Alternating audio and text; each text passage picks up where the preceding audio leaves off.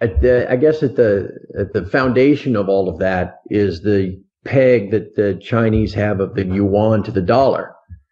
So as the dollar has been strengthening and rallying versus other fiat currencies, it has been, by extension, strengthening and rallying the yuan, which is something the Chinese did not want. They'd rather keep their currency down, in their eyes, making it more competitive. And so therefore, as the dollar was rallying, and it has been kind of off and on for the last year or two, that's been putting this pressure on the Chinese. They finally acted to devalue and lower that peg, a month ago? And they did it a few times in succession. And then what happened is there began to be kind of a run of selling against it, and they drove that yuan lower than what the People's Bank of China wanted it to be. And so all of a sudden they needed to drive it back up. And what we have now is proof that in order to pull that off, they liquidated something like $90 billion of their U.S. Treasury foreign currency reserves. And in doing so, took those dollars, that $91 billion, and bought themselves a bunch of their own currency to drive it back up. So it's what started as them wanting to devalue and lower the value of the yuan. It got away from them, then all of a sudden they had to drive it back up. It was really a convoluted process, and it has now implications for what the Fed might do coming up here later this week at the conclusion of this FOMC meeting on Thursday. Because I guess the traditional school of thought would be, if the Fed were to raise the Fed funds rate, even if it's only 15 basis points or 25 basis points, that would strengthen the dollar even more, which by extension would strengthen the yuan, which could very well put the Chinese right back into the same position they were a month ago, and could lead us right back down the same path. So there's a lot of complex arithmetic in behind what might happen with the FOMC later this week, and that the implications for China and all emerging markets and their currencies and the currency wars are all very huge and significant. And it'll be very interesting to see how this all plays out in the days ahead. Now, you mentioned the Fed raising the interest rates. I mean, what effect do you think it will have here in the United States if they do this? Well, here's the funny thing, Dave. We're traditionally, and anybody that is, you don't even have to be probably a financial planner or anything to recall this kind of interest rates are bad for stocks. I mean, that's kind of the mantra, the dogma of financial planning or stockbrokers or whomever, because the idea being that makes bonds more attractive, and because then they pay a higher yield or something like that. And so asset allocation takes place away from stocks into bonds. That's kind of the traditional line of thinking. I would suggest to you, though, that all of the traditional stuff is now out the window. We really don't have functioning equity, currency, commodity markets anymore, at least not in the sense that we did 10, 20 years ago. Everything is driven by computer now. 75, 80% of the volume of New York Stock Exchange and NASDAQ stocks is all high frequency trading computers, just simply swapping them back and forth amongst each other at the speed of light, trying to clip each other for fractions of a penny. And recognizing that central banks like the Fed or the Bank of Japan or the Swiss National Bank can impact whether stocks in general go up or down by affecting some of the input factors that go into these high frequency trading machine algorithms.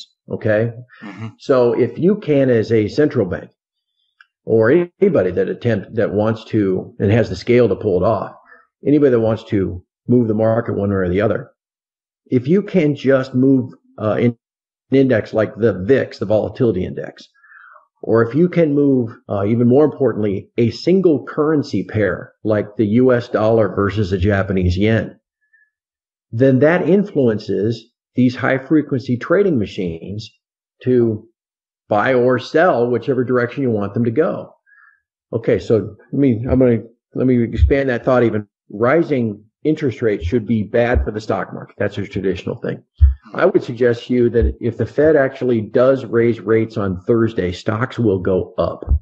Now, I don't know if they will raise rates or not, but if they do, it's very likely that stocks will rally and it will surprise everybody. And the reason for that is by raising the short-term Fed funds rate, it should rally the dollar, again, making the dollar more competitive because you've got a higher, and people want dollars to invest here in the short term because there's actually an interest rate above zero. If the dollar's rallying, and specifically rallying against the Japanese yen, that is, again, that's the cue that these machines take to buy stocks. Anybody listening to us can go to, a site like investing.com or barchart.com or any place where you can get free charts. If you pull up a chart of that currency pair, the yen and the dollar together, the symbol is the USDJPY. If you pull that up and then you overlay the S&P 500 or the mini ES S&P futures over that chart, you will see that they move in a direct, clear, obvious one-to-one correlation. And again, that's because these markets are all driven by these computers. So wrapping this all back together in one big bow, this is where things have gotten so bizarre these days. If the Fed raises rates, the dollar will likely rally versus the yen. And if the dollar rallies versus the yen, these HFT machines are going to buy stocks. And so that's where it all stands on your head. Rising rates, at least in the very short term, will cause the stock market to go up. So how's that for something unusual? So they'll see the stock market going up. I mean, this is completely manipulated. This is not a free market whatsoever. Right. No, it's not. It's an illusion of the market. I mean, we'll see the stock market, and that's great for, the elite and the very top-notch people, and some other people who are saying, oh, look, everything's better now. Mm-hmm. But what happens to everything else, like real estate, for instance? Because, they're telling us that real estate's in a recovery. If, interest rates go up, this is going to have an effect on, loans, mortgages, automobile loans, things like that. Isn't this going to have an effect here in the country where things are going to start to fall apart in other areas? I mean, we saw this back in 2007, 2008. Absolutely. Real estate market. Sorry. Dave, you had mentioned to me earlier the idea you had spoken with Rob Kirby. I'm sure Rob Kirby mentioned all of the interest rate derivatives that are out there that are based off of 0%. I mean, by raising interest rates, even just the slightest bit, the effect could be substantial and dire. And getting back to what we said earlier, again, if they raise, even if it's 15 basis points, 25 basis points, if the dollar does rally from there, we're going to be right back to where we were 4 weeks ago with China. And China is going to be seeing the yuan go back up, which is what they didn't want to do. And then they're going to be devaluing. And then that's going to, all the other, besides all the other consequences that we saw exactly happen last month, that's going to make other emerging markets want to devalue their currency, and then an extension of these currency wars. No, I hear you. It is, if the Fed were to raise rates, the impact is, it's like a war, the unintended consequences, that you can never predict. I mean, right. As these dominoes start to fall into each other, it'll be very interesting to see where we are a week, 2, 3 weeks from now. But also at the same time, if the Fed does not raise rates, they're going to be exposed, or at least begin to be exposed, even in the mainstream media, as the kind of the liars and the spinners that they are. We've heard for 6 years now about the green shoots, and the recovery, and every time the FOMC would meet, they'd put out a statement that would say, well, we expect rates to be low for an exceptional period of time, but by middle of 2013, we're going to start raising. And then it was, well, by the beginning of 2014, we expect to start raising, and they've been playing this game for so long now that finally their bluff is being called. And so if they don't do anything, all of a sudden they and the other central banks are exposed for the bluffers and the spinners that they are. And so they begin to lose whatever credibility they have left, even in the eyes of the kind of the mainstream media and the mainstream analysts. And so they're really getting put into a box. Yeah. And it was very, like I said, it's very, very interesting to see what they do and how they try to manage their way out of that box come Thursday. And one other point I have to say is when you say if they raise the interest rates, the stock market's going to go up and the dollar is going to rally, and then they're going to devalue the yuan again, and then they're most likely going to have to sell more treasuries at that point. Mm-hmm. And we just have this reoccurring cycle here. And it doesn't, no matter which scenario you look at, it doesn't look good. Yeah, and it was, I guess, the kind of the general theme, or what people always used to talk about the Chinese and they're probably under $1 trillion in treasuries now after this latest dump, because it was about 10%, I think, of what they had, or a little under than that. And folks always said, oh, you don't have to worry about that, because you don't have to worry about them selling, because they can't, because it would disrupt the market so much if they did, and it would, by selling all these bonds, that would put pressure on bond prices, which would make interest rates spike up, and it would devalue whatever bonds they have left, and all these kind of mainstream views out there as to why the Chinese would never dream of liquidating their foreign currency reserves that are in treasuries. But heck, they just did, almost 10% in a month. And they've been not adding and slowly liquidating really for a year. It was just this big chunk in August that kind of caught everybody by surprise. Well, look how they did it. I mean, they did that, and yet there really was no appreciable change in 10-year or 30-year interest rates. I mean, they wiggled up and down a little bit, but they were able to do that into market conditions that actually absorbed that $91 billion of bonds that they sold. Now, I don't know who the buyers were, whether it was just the traditional buyers, hedge funds and banks and stuff like that, or if it was other central banks, Western central banks that were buying them, in need of collateral and everything else. But at the end of the day, what probably matters most is that they were able to sell $91 billion worth of treasuries in just 2 weeks and really didn't move the needle. And so, you begin to kind of think geopolitically, and you think, well, maybe that was part of their plan in the first place. I don't know. It's impossible to say. But it is very interesting theater that we're all getting to watch now here in the last, couple of months of 2015. And anybody that tells you that they know exactly how it's going to play out, and and you can make book on it, is obviously trying to sell you something. There are too many variables involved, and you just can't.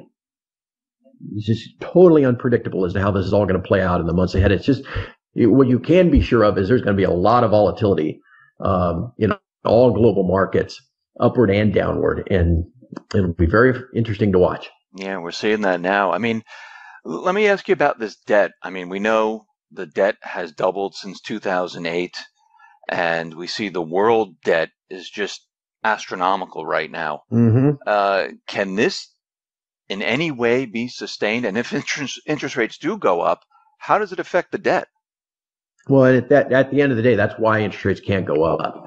And it's part of the reason why they're down as low as they are. I mean, as you mentioned, the total debt of the U.S., though it's been held sideways now for months because of the kind of the scam of the debt ceiling. But that's a whole other story. What is it, $18 trillion or something like that? The line item, though, in the federal budget, because, we're still running a deficit, and depends on who you let do the counting and how they do it. It tells you, what do they say now? It's $500 billion or $450 billion a year. What do you mean? It's all, kind of a scam and moving numbers around anyway. But the line item of interest on the federal debt of the U.S. is about $350 billion a year. Mm-hmm. Now, if you go back and look 4 or 5 years ago, it was $350 billion a year. But we know that the total debt has grown by, $4 or $5 trillion since 2009. So wait a second, how could that be if the total amount of debt has grown by 5 trillion, but the interest that we're paying every year is roughly the same? Well, the reason they've been able to do that is that in this period of, just like everybody else with their mortgage, with interest rates this low, you refinance, from an 8% mortgage to a 4% mortgage, right?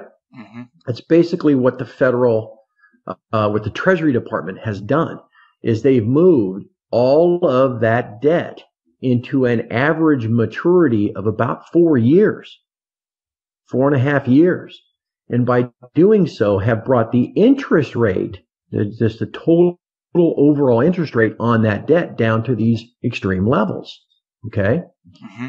And that's how the interest, that line item of the budget, that's $350 billion a year in interest, that's how it's been able to maintain and be low. Okay. So now what would happen if all of a sudden interest rates were to normalize, as they like to say on CNBC and Bloomberg? If all of a sudden the 10-year Treasury went from 2% to 4% to 6% over the next few years? Well, as that accumulated debt all comes due because they've shortened the maturities, the interest rate on that debt goes up from 3% to 4% to 5% to 6%. And that line item in the budget goes up from 350 billion to 700 billion to 900 billion. And your deficit that they're all championing now is down to $450 billion a year. Well, all of a sudden, just that one line item is $900 billion. And so the deficit just explodes. And that's where it all becomes, in the word you use, unsustainable. It's this exponential spiral. If you think of a line on a chart that just goes parabolic at the end, going straight up. It's what your grandmother, or my grandmother, always used to tell me, at least pay the interest on your credit card so that, the interest doesn't just take off, and grow exponentially on you. And that's where we are, though, now. That's where, they've put it off as long as they can. And in the end, that's why interest rates cannot be allowed to go back up. Oh, they can jigger the Fed funds rate 25 basis points, I suppose, if they think that's what they need to do for their member banks come Thursday. Mm-hmm. But this idea that somehow, we're going back to what used to be a normal interest rate curve, of 2% on the short end and 6% on the long end, that's just not going to happen. It's just because if it did, the entire, debt Ponzi just completely unravels. And so that's kind of a big picture look at how it won't work. How they can't allow it to go that way. But, again, that's not going to stop them from raising 25 basis points on Thursday for appearance's sake. So we shall see. Yeah, we'll see what happens. Plays out. We'll see on Thursday what they do here. Now, Robert Shiller was out there, and he's saying that the stock market is starting to look like a bubble. I see bubbles all over the place. I don't know if you do see it. If you Sure. see it also, I see it in housing, auto, treasuries, of course, the stock market, and derivatives. And do you think these bubbles can get any bigger? That's the $64,000 question, isn't it? That's why I'm asking you. Yeah. How far can they go before, they just collapse? And Wall Street securitizes all these bubbles. We learned nothing from 2007 and 2008. You mentioned auto sales, and the subprime auto sales, and this idea. All you have to do is I saw an ad on my local news, a couple of nights ago, the 10 o'clock news. Bring in your car, even if you're underwater. We'll refinance your car and get you a new car. And so you can go into your local auto dealer now, owing $20,000 on a $10,000 car, trade it in. They'll take the $10,000 you owe and just tack it on to your new $30,000 car loan. So now you own $40,000 on a $20,000 car, that depreciates as soon as you drive it off the lot. And then it just ain't going to work. But yet, then what happens? These loans all get bundled together in the same CDOs that Wall Street blew everything up with in 2007 and 8. And it's just mind-boggling that again, we put ourselves into this exact same position, whether it's that type of bubble, whether it's the student loans, whether it's the high yield debt, and all of the high yield debt that some of these energy companies up in North Dakota were cranking out over the last couple of years. I mean, all of these things could be the potential, first domino, the first thing, the daisy chain that could really start running things down again.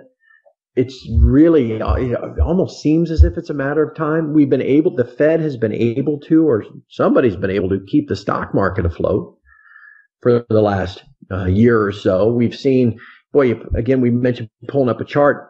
Anybody listening, pull up a chart of the S&P 500 just over the last 12 months.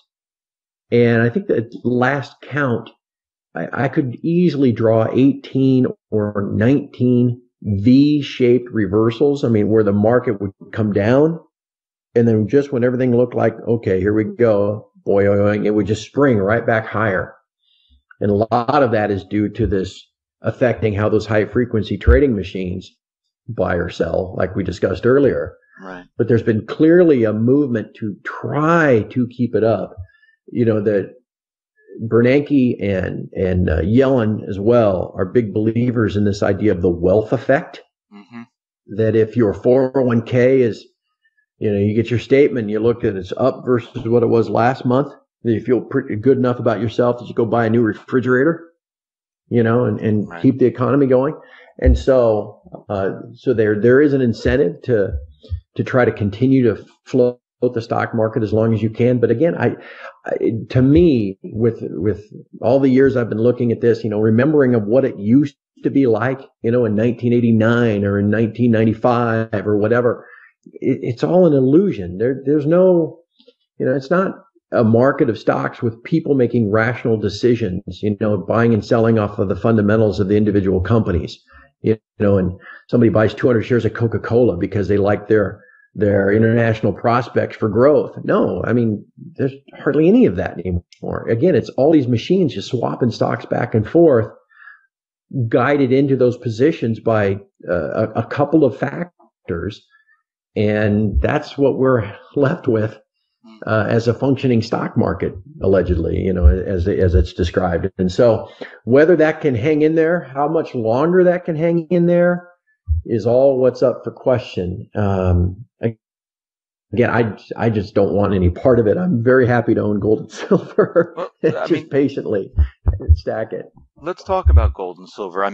Sure. I'm a buyer of gold and silver, and I continually see the price continually drop. And every time I see it drop, mm-hmm. I say, "Ooh, this is a good time to purchase." Yeah. And a lot of people are out there saying, "Oh, look, gold, silver's down again. See, it's not really going anywhere. It's not something you should hold. You got to get rid of it because it's going to go lower." What is going on here with precious metals? Everybody listening has to recognize that, again, we're talking about a paper market and the illusion of an actual, economically derived market price.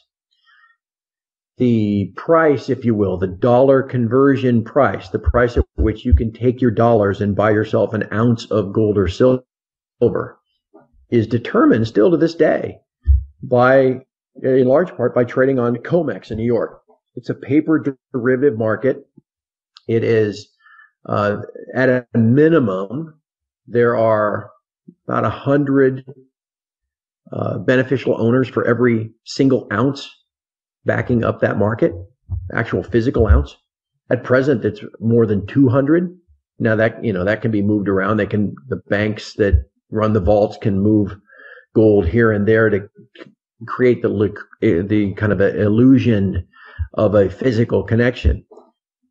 But for now, this price at which you can buy or sell physical metal is still determined by this paper derivative trading of bank trading desks versus some of these high frequency trading computers and hedge funds.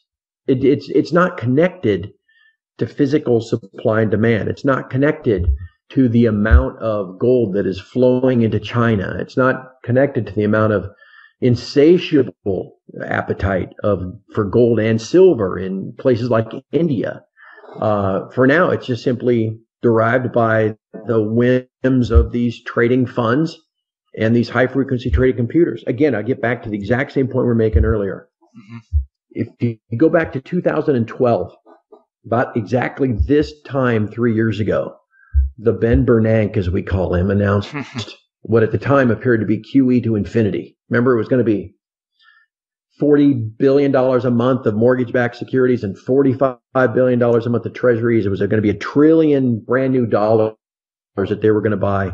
Previous QE programs had sent gold and silver both soaring higher. And even I thought, boy, 3 years ago, we were at $1,800. And I thought, well, I mean, why wouldn't you think, here we go again, right? I mean, right. The previous QE had only been $600 billion. And now we're going to do $1 trillion?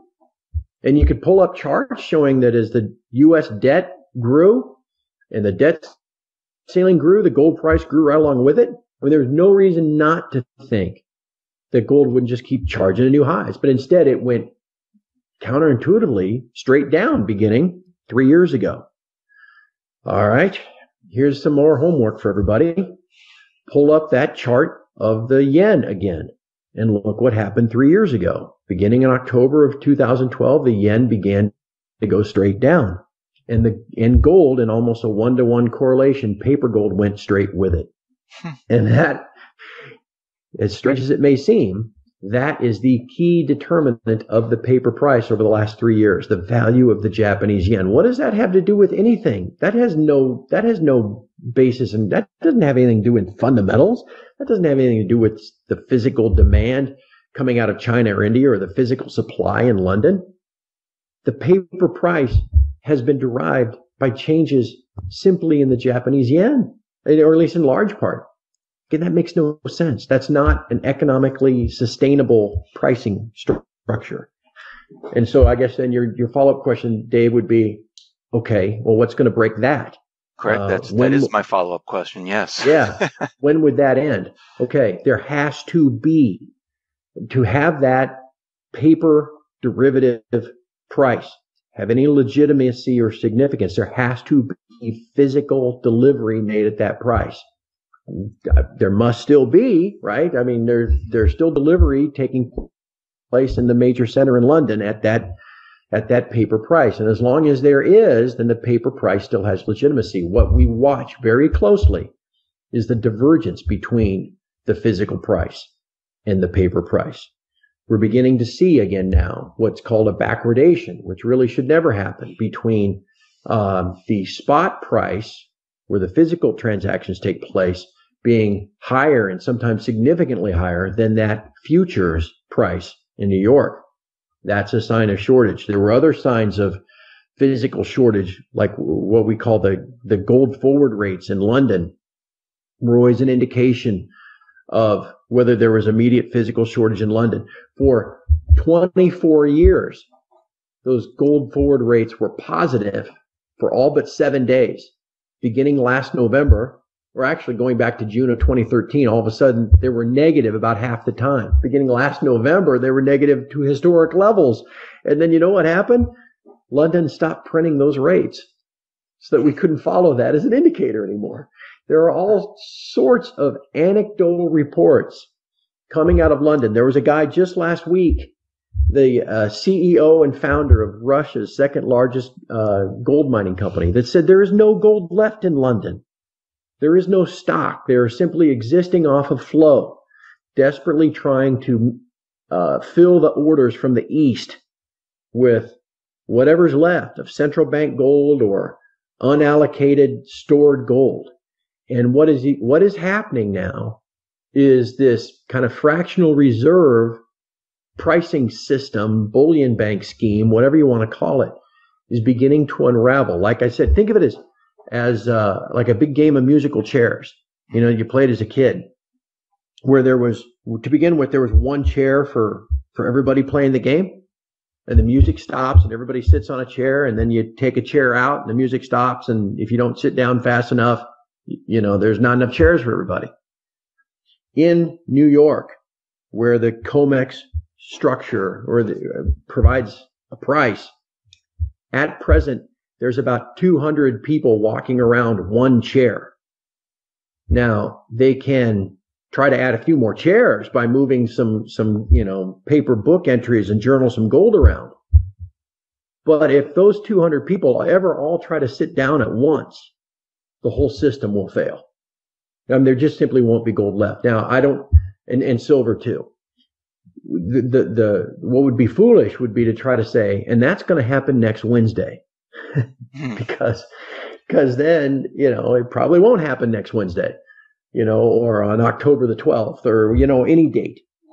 All that we know for certain is that it will fail, that the import, the flow of gold from west to east continues. The demand is insatiable, and eventually it'll just be gone, and gone for good. And at that point, this paper pricing structure falls apart, and then we finally realize how much gold there's left and what an actual fair price is.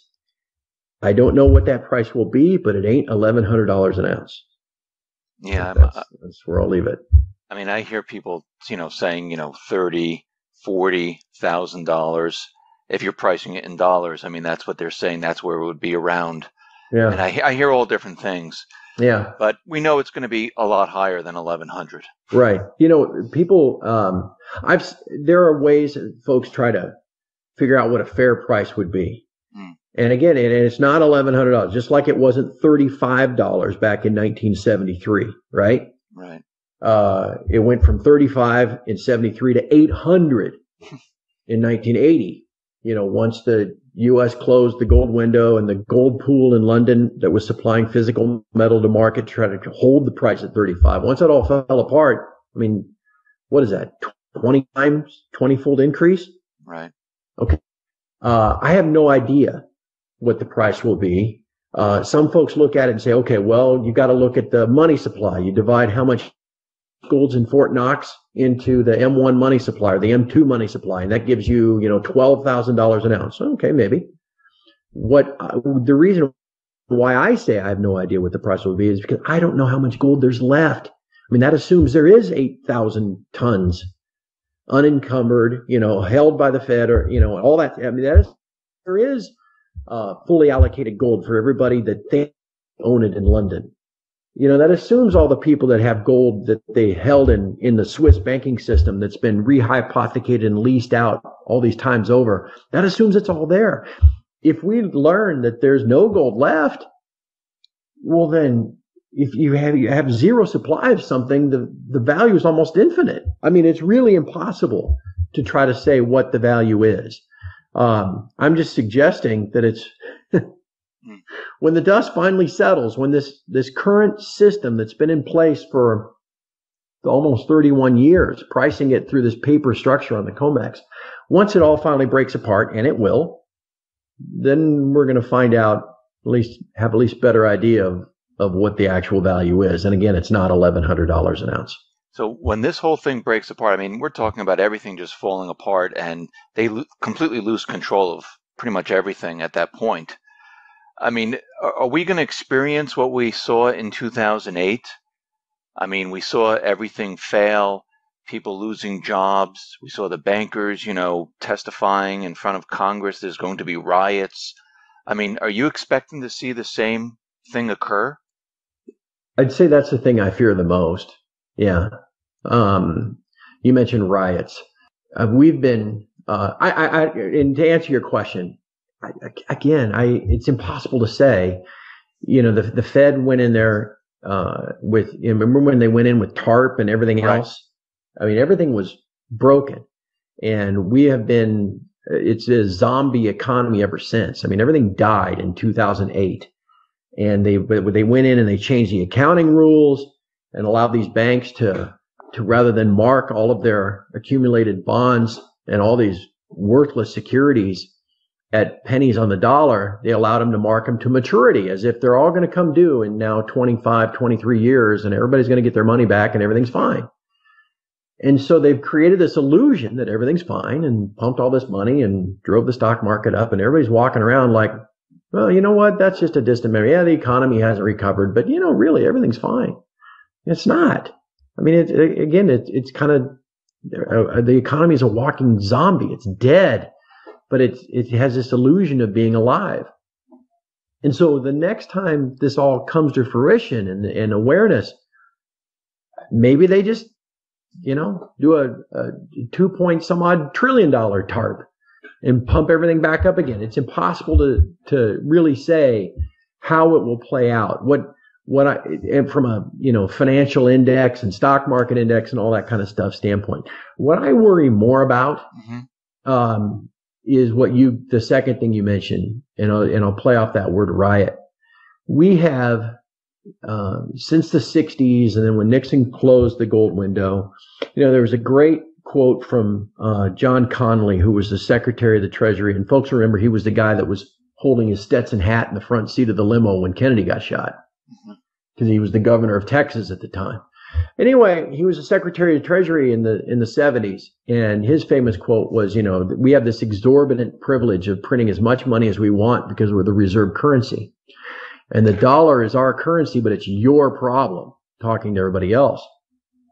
Because as we printed money and printed dollars, most of that got exported overseas to places like China. And China, having nothing else to do with those dollars, would recycle them back to the U.S. by buying treasuries and essentially locking them up, almost quarantining them, if you will. Same thing could be said about, the petrodollar and the idea that they structured all crude oil selling to be done in dollars back in the 70s. Why? So that there would be always a market for dollars, and then these Middle Eastern countries would take their dollars and buy treasuries, again, locking up all of these dollars that we've printed since the 1970s. So what I worry about the most is that as the world moves toward some other standard, which invariably is going to happen. It's really hard for people to imagine the U.S. not on a dollar reserve currency standard, because that's all we've ever known. But it's only been this way for 70 years. It hasn't been this way, since the year 526. Right. Okay. It's just a transitory thing. I mean, this is having this power, is like I said, it's a transient thing. So when this happens, as the world transitions away from the dollar, because again, our system is unsustainable, all this debt, all of those dollars come free that have been quarantined in all these bonds and everything else for the last 40 years. And those dollars come home. And we may not be looking at, wheelbarrows full of money, though we might. But all those dollars come home. And when you have more and more supply of an existing good, that good being the dollar, the value of it plummets. And so you look around at the population of this country that's already has been stressed to the extreme. I mean, I'm talking regular folks that are working 2 jobs, and their spouse is working, and they're trying to pay their taxes and put their kids through college and all this. They have no savings, and they can barely afford to make ends meet. And then all of a sudden, all these dollars come home, and cost of gasoline goes to $10 a gallon. Just to eat, to feed your family goes through the roof. I mean, the potential for social and society upheaval is significant. And so at the end of the day, I don't mean to be Mr. Doom and Gloom and scare everybody, but that's the kind of thing that concerns me more than anything else. Not so much how the stock market performs in the years ahead. It's just where this might all eventually lead from a societal standpoint. Now, I mean, you mentioned that the Fed, will probably throw a lot more or print a lot more or just push a button. Yeah. Throw a lot more money at this. But isn't everyone going to lose faith? Is everyone going to say, well, okay, they're going to just throw all of this at the problem? And what are we really doing here? Because it didn't work the last time. Why is it going to work this time? Right. That gets back to where we started, Dave. Coming up on Thursday, and then again, they may just try to tap dance their way through Thursday, and then that will really ramp up the pressure on whatever they're going to do in December. because they are finally in a box. They have played this game now with the green shoots and we're going to keep a zero interest rate policy until, the early part of 2013. Then we're going to start raising rates. I mean, they played this game, bluffed their way to this point that at some point everything was going to be normal again. The balance sheet was going to shrink, and interest rates were and everything was going to be fine. And we're finally at this point where it's going to be found that the emperor has no clothes. And so, okay, this is where it gets interesting. Come as soon as Thursday.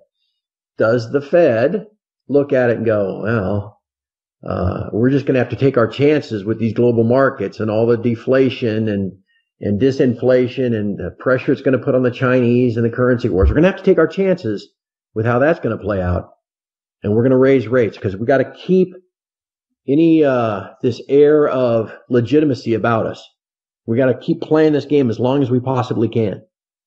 And they might recognize they get the side benefit of seeing the stock market go up if they do raise rates. Because if they don't, it's exactly what you just said, Dave. They will finally be revealed as being the bluffers and the liars that they've been all along. Always trying to tell you, everything's on pace, everything's going to be fine. Well, if you're never going to raise interest rates, and if your only solution is to print, just keep printing and printing and printing, because really that is their only solution.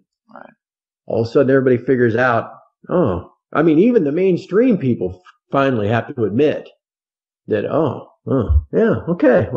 now we see what this is really about and where this is headed. And it gets out of control for them then as well. This is a very interesting time to be alive, no doubt. And the next major act of theater comes Thursday.